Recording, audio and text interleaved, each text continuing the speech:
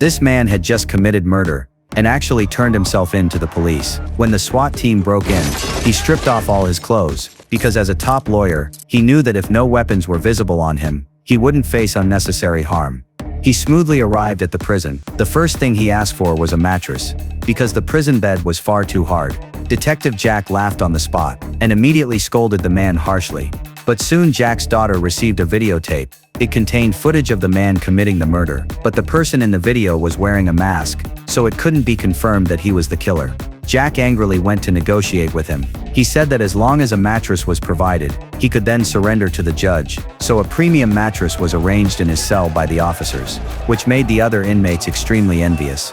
However, in court, the man did not keep his promise to surrender. Ultimately, due to lack of evidence, the judge was ready to release him immediately, but unexpectedly, the man suddenly turned hostile. Pointing at the judge, he shouted at her how she could release a murderer so easily. It turned out that 10 years ago, the judge had acquitted the man's wife's killer. Everything he did was for revenge. He was sent back to prison, but he remained calm.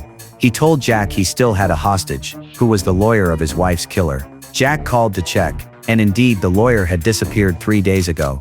The man said he could reveal the hostage's location, but the condition was to provide him a top-quality steak. Jack had no choice but to agree. This caused even more commotion in the prison. Following the coordinates, Jack found the lawyer, but in the cell, the man had hidden the steak bones in his hand and attacked his cellmate. Unsurprisingly, he was put in solitary confinement, but he was not afraid at all. Instead, he shouted that he would continue killing.